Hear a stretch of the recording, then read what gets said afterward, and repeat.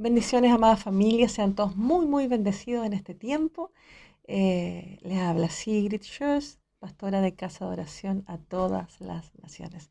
Quiero comentarles en este tiempo la porción de esta semana em, que está directamente relacionada con Levíticos 21 en adelante hasta el capítulo 24, 23. La porción de esta semana, eh, la palabra hebrea para la porción de esta semana es emor, que significa habla o diles. Aquí el Eterno nos está enseñando cómo los sacerdotes debían de tener un nivel de santidad superior al pueblo. Eh, Tú o cada uno de nosotros hoy en día está sirviendo al Eterno. El contexto nuestro hoy en día no es oficial en el templo en Jerusalén, pero sí servimos al Rey. Y el Rey nos está llamando a ser santos, a ser santos. Vamos a leer, dice Levítico 21:1, dice, Adonai dijo a Moisés, habla a los sacerdotes, los hijos de Aarón, y diles, ninguno se contamine con una persona fallecida. Es bien interesante porque el contexto del momento, claro, nos brinda em, que el Eterno está mostrándoles, haciendo una diferencia entre los sacerdotes y el pueblo, los que ofician en los lugares sagrados, para que tengan un nivel de santidad superior al pueblo. ¿Ya? Tal vez no entendemos inmediatamente por qué no se puede contaminar con una persona que ha fallecido, pero hay una interpretación muy especial y tiene que ver con los niveles de santidad. Después de haber hablado a todo el pueblo, ahora Moisés recibe la orden de hablar solo con los sacerdotes. Ujú. El pueblo en general necesita vivir en santidad. El Padre ha llamado a que todo su pueblo viva en santidad. Pero algo bien interesante es que llama a los sacerdotes que ofician en los lugares sagrados a que tengan aún más santidad. Y eso es muy importante. Pero los sacerdotes tienen la responsabilidad de vivir en un nivel de santidad superior al pueblo porque tienen el derecho de estar más cerca del Eterno en el servicio del santuario. ¿Usted sirve al Eterno? ¿Cada uno de nosotros o los que escuchan hoy están sirviendo al Rey? Bien, si es así, tenemos que ir por más, porque el Eterno está haciendo una diferencia para los que trabajan en su presencia, para los que están en los lugares sagrados, para los que sirven al Rey. Debemos tener un nivel mayor de santidad. ¿En qué sentido? En que hay más responsabilidad. Muchas personas pueden hacer muchas cosas, pero nosotros o ustedes que sirven al Rey, hay cosas que no están permitidas. Y eso es algo bien importante. Pero los sacerdotes en este caso tienen mayor responsabilidad de vivir en la santidad, una santidad superior al pueblo, porque tienen el derecho de estar, como dije, en los lugares sagrados. Como los mandamientos generan santidad, porque cuando uno, a ver, algo importante de los mandamientos es que nos ayudan a vivir con un mayor nivel de consagración. Y eso es muy, muy, muy rico de disfrutar, de entender. Que si yo guardo tal cosa, me está ayudando a mí a no transgredir o a no hacer cosas comunes o a poder guardar mi vida de ciertas cosas. ¿Ya? Existen 279 mandamientos que son solamente para los levitas y los sacerdotes y todo lo que tiene que ver con el servicio en el templo. ¿Ya? Ninguno de esos mandamientos se aplica hoy en día, menos para nosotros, porque no hay templo y porque nosotros no somos sacerdotes ni levitas. ¿Ya? Pero, pero, el sentido de esto es que los que servimos al Rey y habitamos en su presencia, necesitamos estar aún más consagrados que el resto de las personas. Em, un sacerdote no puede tocar un cuerpo muerto. Miren qué interesante. La palabra hebrea que ha sido traducida como persona, en este caso, una persona muerta, es nefesh, o sea que significa alma. En este caso, un cadáver es llamado como un alma. Hay muchas almas hoy en día que están muertas, caminan, viven en lo natural, pero están muertas porque no conocen al Eterno y no conocen al Mesías, no se les ha revelado y no desean hacerlo. Y son personas que viven con otras costumbres y que viven eh, rechazando la oportunidad de conocer al Dios verdadero. Hay muchas personas de ellas que contaminan verdaderamente a muchos, y sus costumbres y sus malas influencias pueden ser realmente algo perjudicial para muchos. Pero eh, lo lindo de entender esta porción es que no desechamos a nadie, sino que tenemos diferentes funciones en el reino. Algunos sirven en diferentes formas y otros sirven de otras maneras. Y esas personas que tienen diferentes funciones dentro del reino están para evangelizar, para ir en pos de esto, para hacer este tipo de cosas. Y otros están reservados para otras instancias. Y lo vamos a ir viendo a continuación. Miren, les invito a leer Levíticos 21:2. Salvo, dice, por pariente más cercano, su esposa, su madre, su padre, su hijo o su hermano. ¿Ya? En ese caso, el sacerdote podía tocar el fallecido. El sacerdote común solo puede contaminarse por la muerte de 7 tipos de familias: esposa, madre, padre, hermano, hermana, una hermana soltera, hijo, hija. ¿Por qué? Porque cuando, en este caso, lo vemos en un sentido práctico hoy en día, las legalidades que existen en el reino, si la hermana se casa, ya no tiene que ver con la jurisdicción espiritual ni legal de la casa del papá o del hermano mayor, sino que ahora es jurisdicción de su esposo. El esposo es el que vela por ella y es el esposo el que tiene que estar a cargo de ella.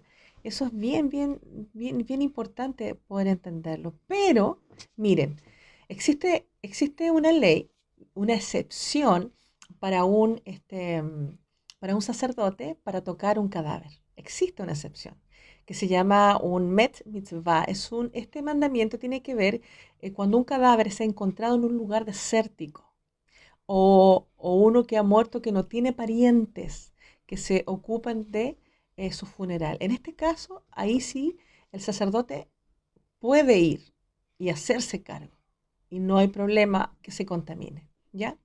Y hay una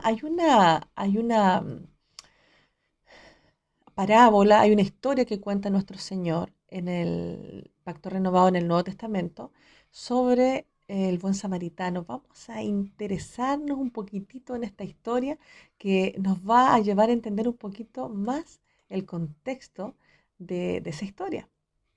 Teniendo en cuenta estas normas, es más fácil ahora entender las reacciones del sacerdote y del levita en la parábola del buen samaritano. Miren, les quiero invitar a leer Lucas 10, 30 al 35. Dice: respondiendo el Mesías dijo: cierto hombre bajaba a Jerusalén, a Jericó, y cayó en manos de salteadores, los cuales después de desnudarlo, golpearlo, se fueron dejándolo medio muerto.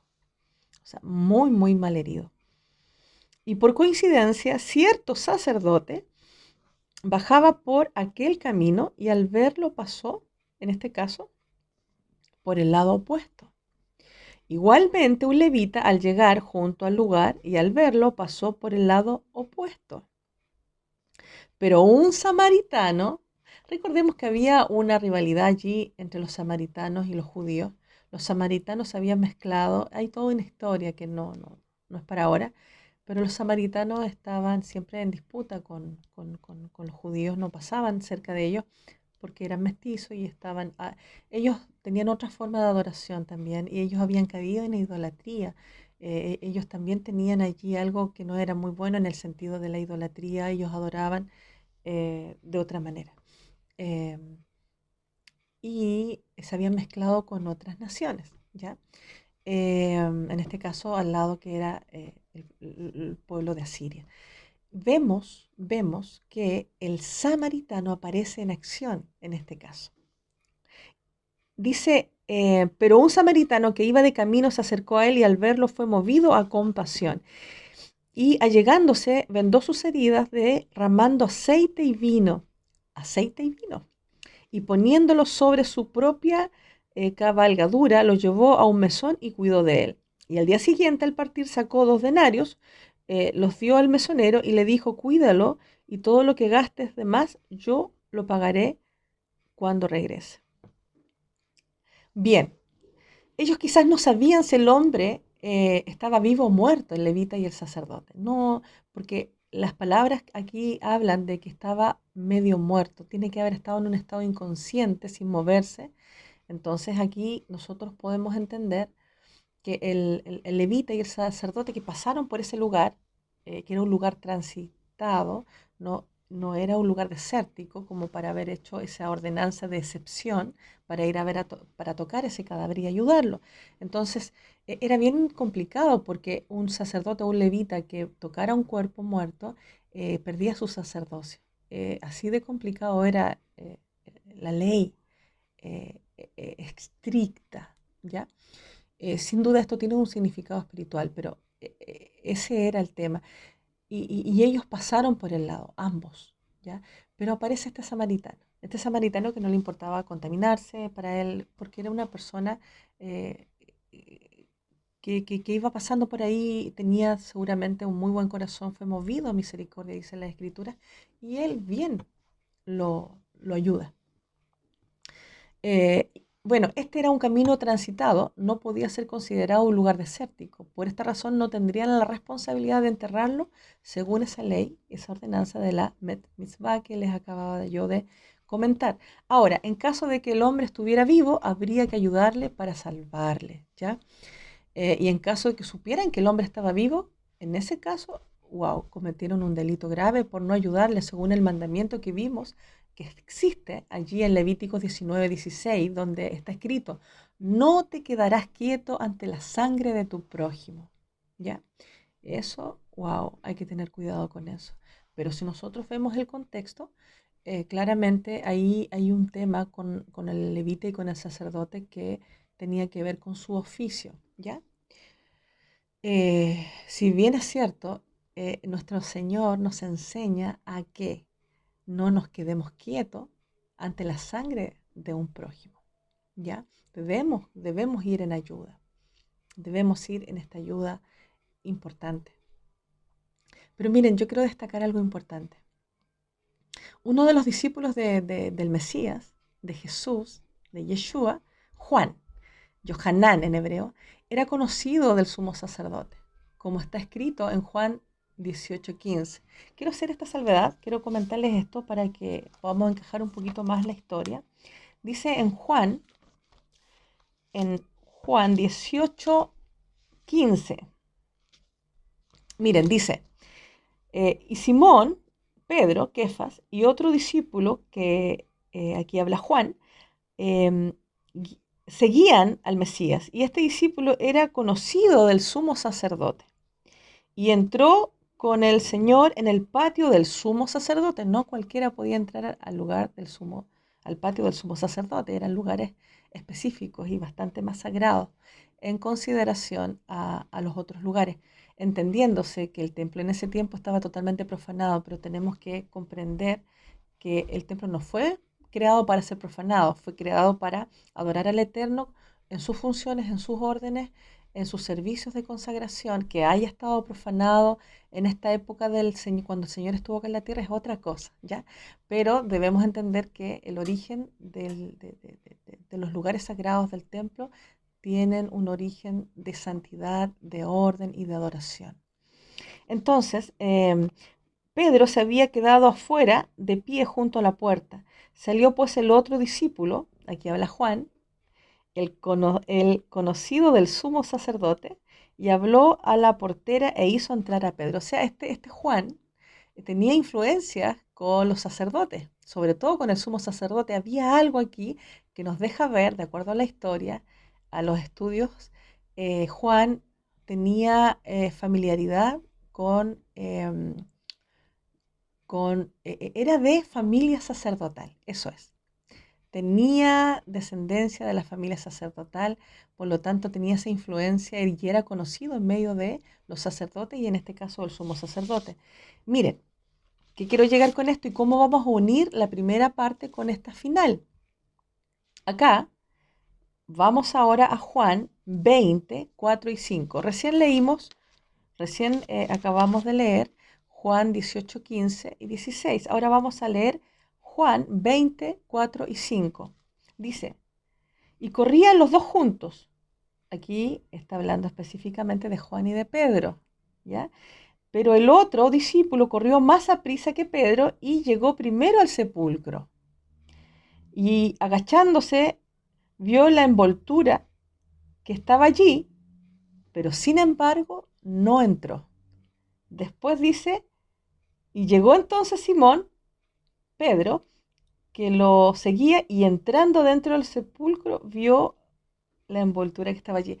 Aquí vemos dos casos diferentes, porque Juan se apresuró a ver a su maestro eh, al sepulcro, pero Juan no entró.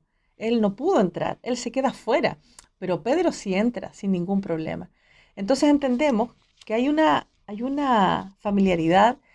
eh, si nosotros vemos la relación que existe del mandamiento que el sacerdote tenía que cuidarse de no entrar ni tocar a un muerto, lo vemos con la historia del samaritano y lo vemos ahora con Juan y Pedro, que Juan tenía influencias, tenía una familiaridad específica con los sacerdotes.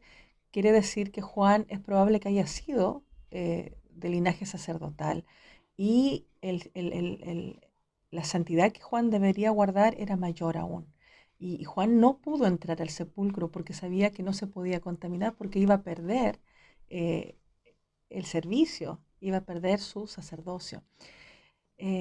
Familia, sin duda hay muchas cosas que nosotros podemos sacar de esta porción semanal.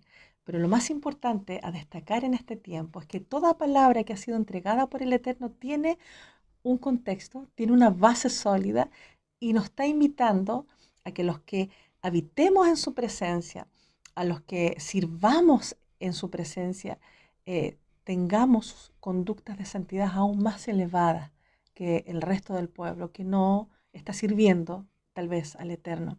Pero los que estamos sirviendo nos llama por más, nos llama a poder poner atención a sus mandamientos porque ellos nos purifican, nos consagran, nos permiten llevar una vida de mayor pureza. Yo les bendigo en esta hora y espero que esta pequeña instrucción les haya servido para este tiempo tan especial que estamos viviendo de preparación al Eterno, porque pronto viene otra fiesta en la cual Él nos está permitiendo prepararnos y apartarnos aún más para Él. Que Adonai les bendiga, les guarde, sean todos muy bendecidos. Shalom.